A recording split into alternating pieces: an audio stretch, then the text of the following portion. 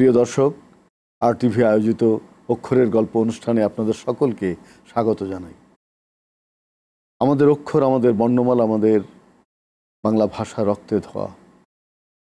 প্রতিটি আন্দোলন এবং সংগ্রামে রক্ত দিয়ে আমাদের এই ভাষার মান, এই অক্ষরের মর্যাদা রক্ষা করতে হয়। হাজার বছর ধরে বাঙালি জাতি, বাংলাদেশের মানুষ সবসময় তার অস্তিত্বের জন্য সংগ্রাম করেছে, গান গেয়েছে, কখনো কবিতা লিখেছে, কখনো নাচ করেছে, কখনো নাটক করেছে, কিন্তু সে কখনো সত্য থেকে বিচ্যুত হয়নি। আমরা এই সত্যবান শিল্পীদের নিয়ে কাজ করি, সেই কবিদের নিয়ে কাজ করে যারা সাহসী ও সংগ্রামী, এবং তাদেরকে নিয়ে এই অক্ষরের গল্প সাজানো।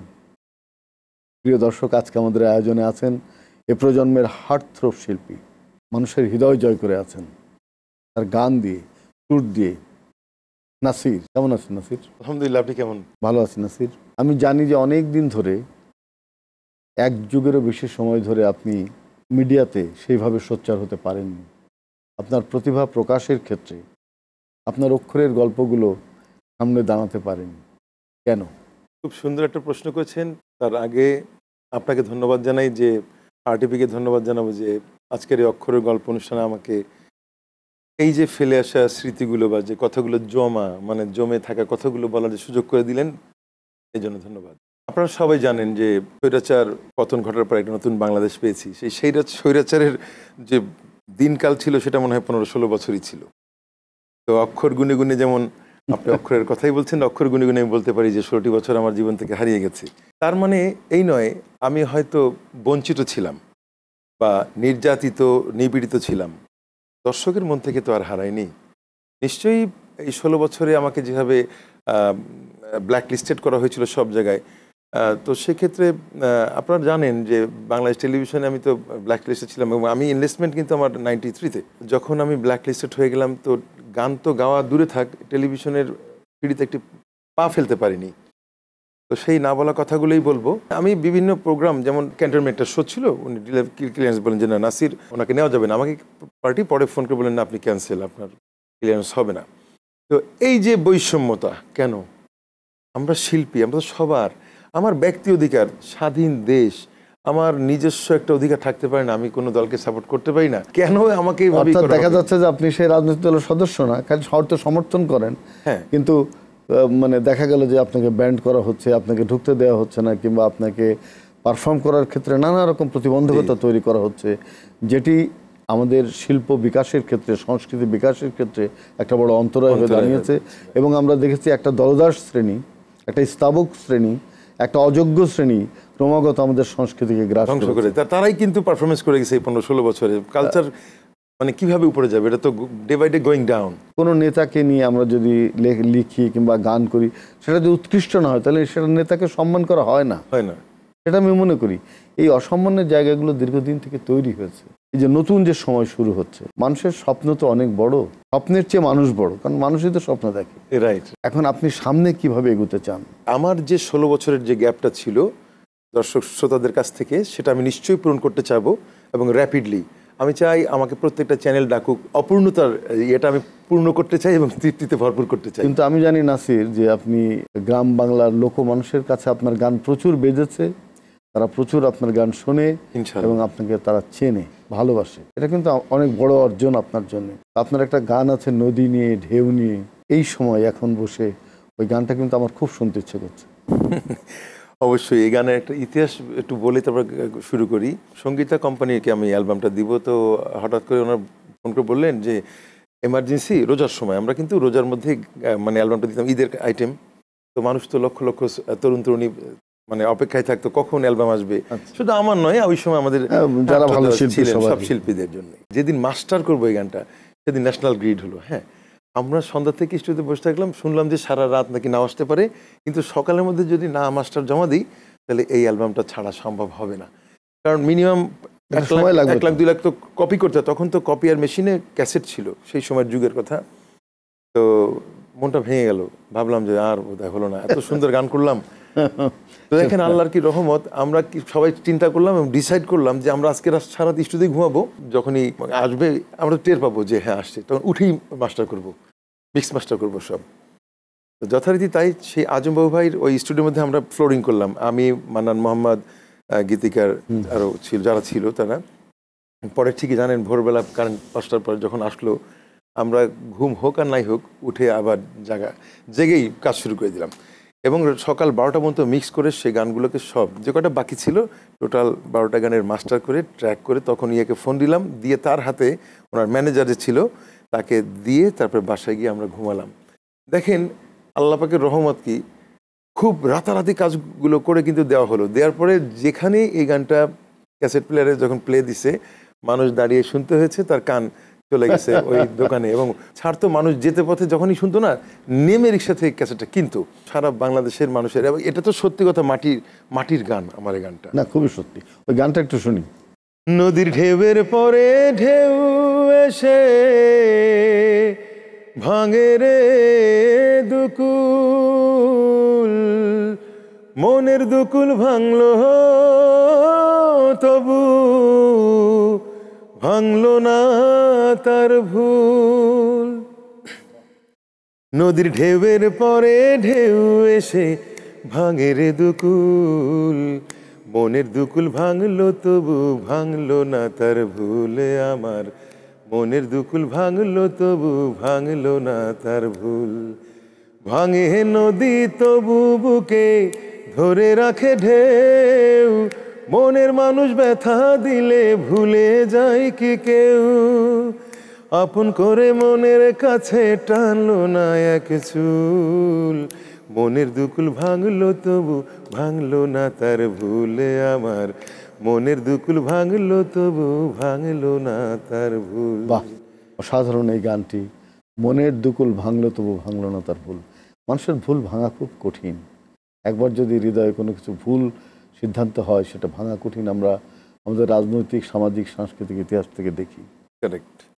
এখন একজন শিল্পী হিসাবে তো সমাজের দায়বদ্ধতা থাকে। এবার যে গণজাগরণ হলো, সেই জাগরণে অভ্যুদয়ের সময় একজন শিল্পী হিসাবে আপনি কি দায়িত্ব পালন করলেন? আসলে আমরা কিন্তু সবসময় চাইছি মানে যে আমরা একটা গণ অভ্যুত্থান হোক, এটা বিশেষ করে আমরা তো চাইবই, কারণ কি কালচার, আমরা তো কালচারের সঙ্গে রিলেটেড, মাটির গন্ধ আমাদের শরীরে।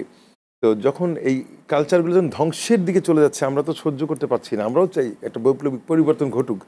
আমরা গানে গানে চেষ্টা করেছি। ওই সময়ের বাজারের যে আসল রূপ, সেই রূপের উপর ডিপেন্ড করে গান লিখে আমরা গান করেছি। এই কীরকম সেই গানটা একটু শুনি। আমি জিয়াউর রহমানের উপরে গান করেছি, খালেদা জিয়ার উপরে গান করেছি, তারেক রহমানের উপরে গান করেছি। যেমন শোনো দেশবাসী শোনো বলি, চলো মুক্তির মিছিলে মিলি, রাজপথে মোরা দেব প্রাণ, শোষকেরা সাবধান, বীর সেনা মুক্তিযোদ্ধা জিয়াউর রহমান, নেতা তারই সন্তান মহান তারেক রহমান, নেতা তারই সন্তান মহান তারেক রহমান, নেতা আসছে নেতা আসছে নেতা আসবেই, মহান তারেক রহমান, আমরা গাই তারি গান, আমরা গাই তারি গান, মহান তারেক রহমান। ম্যাডাম এপে করেছি, মাগো তুমি হাসলে হাসে, কাঁদলে কাঁদে দেশ বাংলাদেশ, বাংলাদেশ, মাগো তুমি বাংলাদেশ, মাগো তুমি হাসলে হাসে, কাঁদলে কাঁদে দেশ বাংলাদেশ, বাংলাদেশ, মাগো তুমি বাংলাদেশ। ম্যাডাম যখন জেলে ছিলেন তখন কিন্তু এই গানটা করেছিলেন। আচ্ছা, একটা জিনিস আমার মনে হয় নাসির, যে আমরা লক্ষ্য করি যে ওই সময়কার যারা গণমাধ্যম, টেলিভিশন, এই সমস্ত, তখন কিন্তু তারা কোনো নিরপেক্ষতা দেখাতে পারেনি। কারণ কি, উপায় তো ছিল না। আমরা যদি সেবা দাসত্ব করি, আমরা যদি সরকারের অন্যায় আইন এবং তাদের দাবিকে যদি মেনে নিতে থাকি, তাহলে তো মিডিয়ার কল্যাণ হবে না, মিডিয়া তো দাঁড়াতে পারবে। কিন্তু আমরা তো নিরুপায় ছিলাম, আর মিডিয়াকেও দোষ দেবো না, কারণ মিডিয়ারাও ছিল, তারা মিডিয়া যোদ্ধা। তারা যদি সত্যটাকে প্রচার করতে গেছে তাহলে তো সাগরুনির মতন ঘটনা ঘটবে, যার কারণে সবার তো জীবনের ভয় আছে। মিডিয়ার ইচ্ছা করলেও তো পারিনি। কিছু শিল্পী এক পক্ষ নিচ্ছিল, অন্যায়ের পক্ষ নেওয়া তো খুবই অন্যায়। একজন শিল্পী হিসাবে আপনি এই জায়গাটাতে কি মনে করেন? বাংলাদেশের ইতিহাসের কথা বলবো যে এই স্বাধীন হওয়ার এই পর থেকে এই পর্যন্ত যতগুলি সরকার এসেছে কিনা, এই গত 15 বছরে যে আওয়ামী লীগ সরকার যে আমাদের মতন শিল্পীদেরকে যেভাবে প্রেশারাইজ করে রেখেছে, এটা কোনো সরকার কিন্তু করেনি। আমি রিকোয়েস্ট করব আরটিভির মাধ্যমে যে আমাদেরকে একটু সুযোগ দিবেন। আচ্ছা নাসির, আপনার একটা খুব গুরুত্বপূর্ণ গান আছে, আমার বুকে যত কষ্ট আছে। আমার চাওয়া পাওয়া অনুষ্ঠানে সম্ভবত গান আপনি করেছেন। হ্যাঁ, নদী অ্যালবামেরই গান এটা, আমার মনে আছে। তো আমরা একটু বিরতি থেকে ফিরে গানটা শুনবো। প্রিয় দর্শক, আপনারা দেখছেন আরটিভি আয়োজিত অক্ষরের গল্প। আমরা যাচ্ছি বিরতিতে, আশা করছি থাকবেন আমাদের সঙ্গে। প্রিয় দর্শক, আপনারা দেখছেন আরটিভি আয়োজিত অক্ষরের গল্প। ফিরছি বিরতির পর, আবারও যাচ্ছি নাসিরের কাছে। নাসির, যে গানটার কথা বললাম, আমার বুকে যত দুঃখ আছে, সাগরের বুকে তত জল নেই। আমার বুকে যত কষ্ট আছে, সাগরের বুকে তত জল নেই। এত ভালোবেসে কষ্ট দেবে শেষে, এত ভালোবেসে কষ্ট দেবে শেষে, ভাবতে অবাক লাগে তুমি কি সেই। আমার বুকে যত কষ্ট আছে, সাগরের বুকে তত জল নেই। বাহ, অসাধারণ। আমার বুকে যত কষ্ট আছে, সাগরের বুকে তত জল নেই। এটা মানুষ আসলে একটা সমুদ্রের চেয়েও বেশি বেদনা ধারণ করতে পারে, কষ্ট ধারণ করতে পারে, হয়তো আমরা দেখি না, অদৃশ্য। এরকম বেদনা ধারণ করেই কিন্তু আমরা দীর্ঘদিন আমাদের শিল্পী সাহিত্যিকরা, যারা একটু সৎ নিরপেক্ষভাবে থাকতে চেয়েছে, বাংলাদেশের সংস্কৃতি এবং বাংলাদেশের মূল্যবোধে বিশ্বাস করে, তারা ছিল খুব বিপদে। সত্যি, তাই না? আমরা সেই বিপদ যে কেটে গেছে সেটা বলবো না, কিন্তু বিপদ থেকে রক্ষা পাওয়ার জন্য এখন শিল্পীদেরকে একত্রিত হতে হবে, সবাইকে সংঘবদ্ধভাবে স্বৈরাচারের বিরুদ্ধে আমাদের রুখে দাঁড়াতে হবে। এবং সেটা ফসল পেয়েছি আমরা। এখন এখন ঐক্যবদ্ধ হয়ে দেশের জন্য একসাথে কাজ করতে হবে, দেশের উন্নয়নের জন্য। এটাই হবে আমাদের এথিক্স। সব জায়গায় সংস্কার হচ্ছে, সংস্কৃতির ক্ষেত্রে কি সংস্কার করা উচিত বলে আপনি মনে করেন? অবশ্যই সংস্কার তো বলতে কি শুধু আপনি সামাজিক সংস্কার করলেই হবে? সংস্কৃতি একটা পার্ট না, বিরাট একটা দেশে বিশাল বড় পার্ট। তাহলে সেক্ষেত্রে তো তাকে সংস্কার করে তো পরিপূর্ণ একটা সংস্কৃতিকে উপস্থাপন করতে হবে, তাই না? এই জন্য আমাদের সবারই ঐক্যবদ্ধ চেষ্টা থাকতে হবে। আবার যেন সেই স্বৈরাচারী ভূত ঘাড়ে চেপে বসতে না পারে, সেজন্য কিন্তু শিল্পীদেরকে একত্রিত করতে হবে। শিল্পীদেরকে নয়, জনগণদেরকেও আমি বলবো, বাংলার আপামর জনসাধারণ সবাইকে সজাগ দৃষ্টি রাখতে হবে, যেন সেই প্রেতাত্মা যেন এসে আবার ভর না করতে পারে। আমাদের যে গানের মান, ভারতের পশ্চিমবঙ্গ কলকাতায় বাংলা গান গাওয়া হয়, আমাদের গানের মানটা কি পর্যায়ে আছে বলে আপনি মনে করেন? কলকাতার গান ধরেন আমরা ওদের থেকে অনেক বেশি আপডেট। কারণ কেন জানেন? ওরা বাংলাদেশের কালচারটাই কিন্তু খুব বেশি এনজয় করে। আমি যে কোনো একটা রেস্টুরেন্টে গিয়েছিলাম, তো রেস্টুরেন্টে গান হচ্ছিল, তো ওখানে আমার এক কলকাতার দাদা বললেন যে ও কিন্তু বাংলাদেশ থেকে এসছে, জানো তো, বাংলাদেশের সেরকম বিশাল বড় আর্টিস্ট, দেখো না। তখন ওখান থেকে রিকোয়েস্ট হলো যে ওনাকে মানে যদি একটু দু লাইন আমাদেরকে একটু শোনাতো। আমি চিন্তা করলাম ঠিক আছে, আমার একটা গান করি। তো নদী গানটাই গিয়েছিলাম। গাওয়ার পরে খুব ইয়ে করলো ওরা। তারপরে আবার অনমোর বললো। তখন আমি চিন্তা ঠিক আছে, এবার কিশোর কুমার একটা গান শোনাই যায়, মানে এপার বাংলা ওপার বাংলা দুটি গান করে যাই। আমি তখন দেখলাম যে আমাদের গানগুলি করে এনজয় করে, এবং ওদের গানের থেকে কেন আমাদের মান বেশি, আমরা মিউজিক অনেক বেশি আপডেট। আমি বোম্বের সাথে তুলনা করবো না, যদি কলকাতার বাংলা ধরা হয় আমরা আপডেট ইনশাল্লাহ। নাসির, আপনার বিবাহিত জীবনে কয় সন্তানের জনক আপনি? আমি ব্যক্তিগত জীবনে 2 সন্তানের জনক। আমার একটি মেয়ে বড় আর ছেলে ছোট। মেয়ে গান করে, ছেলে গান করে? না, ওরা আমেরিকায়। মেয়ে নিউট্রিশন সায়েন্সে 3rd ইয়ার আছে, আর ছেলে আপনার BBA কমপ্লিট করে গেল। আচ্ছা, যদি মানে ও তো নাসিরের মেয়ে, তো ও কি একটু প্রাউড ফিল করে না যে নাসিরের মেয়ে? না, ও আসলে আমার মিউজিকটাকে অত প্রাধান্য দেয় না। যেমন আমি আজকে লাইভ করতেছি, আমি বলে গেলাম বাসায় যে আমি লাইভ আছি দেখো। পরে আমি আবার একটু জিজ্ঞেস করি সকালে, তখন রাতে এসে ঘুমায় যায় ওরা, আমি তো আর জানি না দেখছে কিনা, জিজ্ঞেস করতে পারি না। তো সকালে ঘুম থেকে উঠে, নমি তুমি কি দেখছিলা? না আব্বু, আমি সারাদিন ল্যাপটপ একটা মানে সামনে এরকম নিয়ে কানের মধ্যে একটা ইয়ে দিয়ে সারাদিন। আমার মেয়ে মাশাআল্লাহ জীবনে 5 পর থেকে আমি জিপে 5 ছাড়া কোনো কিছুই দেখি না। তার জীবন সে নিজে গড়ে নিচ্ছে, সেটা ঠিক আছে। সঙ্গীতের প্রতি তার কোনো আগ্রহ নেই, এটা হয়, এটা বৈপরীত্য থাকে সবসময়। আমাদের এই যে আপনি দীর্ঘ সময় ধরে বঞ্চিত ছিলেন সেজন্য পরিবারের কোনো এফেক্ট হয়েছে কিনা? পরিবার বলতো যে এইসব দল করে তোমার কি হয়েছে, আজকে সব কেন করতে গেছো তুমি, কেন এগুলো করে তোমার আজকে জীবন শেষ, তুমি কোনো প্রোগ্রাম নাই, তোমার ইয়ে নেই। আমি কষ্ট করে চলেছি, অনেক কষ্ট করে চলেছি, বুঝাইছি, তাদেরকে বলেছি দেখো একদিন ভালো দিন হবে, আমার এই কষ্টের দিনগুলি থাকবে না, এইভাবে বুঝাই চলছে। হয়তো ইচ্ছা করছে ছেলে মেয়েকে এটা কিনে দিই, দিতে পারিনি। একটা জিনিস আমার কাছে সবসময় বিস্ময়কর মনে হয় নাসির, যে একজন শিল্পীকে কিন্তু কখনো গলা টিপে ধরা যায় না, কোনো না কোনোভাবে সে চলে আসে সামনে। আগুন কখনো মাটি চাপা দিয়ে রাখা যায় না, তো আগুন সে বিস্ফোরিত হবেই, বুঝছেন, এটা পৃথিবীর নিয়ম। কারণ প্রতিভা কখনো দমিয়ে রাখা যায় না। আপনি তো বাংলাদেশে থাকার চেষ্টা করছেন, অনেক শিল্পীকে কিন্তু পাড়ি দিতে হচ্ছে দেশের বাইরে। হ্যাঁ, আমি তো আমেরিকার আমি তো যাইনি, আমি আমার দলকে ভালোবাসি, আমার দেশকে ভালোবাসি, মানুষের জন্য কাজ করতে চাই। I will do something better for the country, better for the nation, better for all of us, because being a human beings, আমি এই দেশের একজন সচেতন নাগরিক। আমি দেশ ছেড়ে যাব, আমার মেধা প্রতিভা এগুলি আমি এই দেশকে না দিয়ে আমি আরেক দেশে যাব না, এটা আমি পারবো না। নাসির, আপনার স্বপ্ন কি?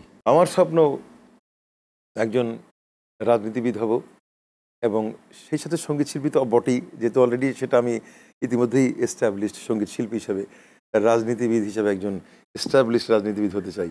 একজন রাজনীতিবিদ, একজন শিল্পী, দুটো আলাদা সত্তা, আপনি এই দুটোকে এক করবেন কি করে? দুইটা তো দুই প্ল্যাটফর্ম। যখন আমি স্টেজে উঠবো, যখন মাইক্রোফোন নিব, আমি যখন শিল্পী হিসাবে উঠবো, তখন আমাকে আমি ওই ওয়েতেই ওইভাবেই ওই ঘরানাই থাকবো আমি। যখন আমি রাজনীতির মঞ্চে আমি মাইক্রোফোন হাতে ধরবো, তখন আমার ভিতর থেকে ওই রকম বক্তৃতা বের হবে, ওই রকম কথাবার্তাই বের হবে। মানুষ তো অসীম ক্ষমতার অধিকারী, আমরা জানি। অবশ্যই ম্যান ক্যান ডু এনিথিং, তাই না? মানুষ সবই পারে। এটা খুবই গুরুত্বপূর্ণ। আপনার একটা গান আছে, একদিন সব ছেড়ে চলে যাবো, এই যে গানটা, এটা খুবই মানে হার্টথ্রব গান, এবং এটা খুব জনগণ নাই। তো আমরা এই গানটা শুনতে শুনতে অনুষ্ঠান শেষ করব। আমি একটু বিদায় নিয়ে নিই। প্রিয় দর্শক, আপনারা দেখছেন RTV আয়োজিত অক্ষরের গল্প। আজকে আমাদের অতিথি ছিলেন দেশের প্রখ্যাত সঙ্গীত শিল্পী নাসির, হার্টথ্রব শিল্পী নাসির। আমরা জানি তরুণ প্রজন্মের এখনও অনেকে তার গান শুনতে চায়, তার গান শোনার অপেক্ষা করে, কিন্তু আমাদের এই সব সম্মানিত শিল্পীরা ক্রমাগত বঞ্চিত থেকেছে, ক্রমাগত তাদের উপরে দমন পীড়ন নেমে এসছে, তাদেরকে লুকিয়ে ছাপিয়ে গান করতে হয়েছে। কিন্তু আজকে আমরা জানি পরিবর্তিত পরিস্থিতিতে তারা মুক্ত কণ্ঠে গান গাইছে। আমরা চাই এইসব শিল্পীদেরকে প্রতিষ্ঠা দেওয়া, যারা জনগণের কথা বলে, দেশের কথা বলে, মাটির কথা বলে, স্বপ্নের কথা বলে এবং তার অক্ষরের কথা বলে। চলুন আমরা শুনি নাসিরের গান, এবং এই গান শুনতে শুনতেই আজকে আমাদের এই আয়োজনটি শেষ হবে। ভালো থাকবেন, সুস্থ থাকবেন। আমি দর্শকদের উদ্দেশ্যে বলবো, আপনারা হয়তো আমাকে অনেকে মিস করেছেন, এখন আর মিস করবেন না ইনশাল্লাহ। আমি কন্টিনিউ প্রত্যেকটা চ্যানেলে ইনশাল্লাহ প্রতিনিয়ত আসব। আমার সুখ দুঃখের কষ্টের কথাগুলো আপনাদের সঙ্গে ভাগাভাগি করে নিব, এটাই প্রত্যাশা। RTVকে আবারও ধন্যবাদ জানাই যে আমাকে এই সুন্দর একটা অনুষ্ঠানে ইসলাম ভাইয়ের প্রাণবন্ত উপস্থাপনায় 2 লাইন কথা বলার সুযোগ পেলাম। ধন্যবাদ RTV। তো এই পৃথিবীতে যার আশা আছে তার যাওয়াও কনফার্ম। তো আমি এই গানটি করেছিলাম, শ্রদ্ধেয় মান্নান মোহাম্মদ ভাই সুর করেছিলেন, গীতিকার ছিল দেলোয়ার আজুরা শরফ। তো গানটি গাওয়ার সৌভাগ্য আমার হয়েছিল। একদিন সব ছেড়ে চলে যাব বহু দূরে, কোনোদিনও ফিরে আর আসবো না। একাকী আধার ঘরে তোমাকে মনে করে, 2 চোখের জলে আর ভাসবো না। একদিন সব ছেড়ে চলে যাব বহু দূরে, কোনোদিনও ফিরে আর আসবো না। যেখানে মানুষ গেলে ফিরে আর আসে না, যাব আমি সেখানে, খুঁজে তুমি পাবে না। সুখটুকু মুছে দিয়ে বিরহী মন নিয়ে, কষ্ট লুকিয়ে আর হাসবো না। একদিন সব ছেড়ে চলে যাব বহু দূরে, কোনোদিনও ফিরে আর আসবো না।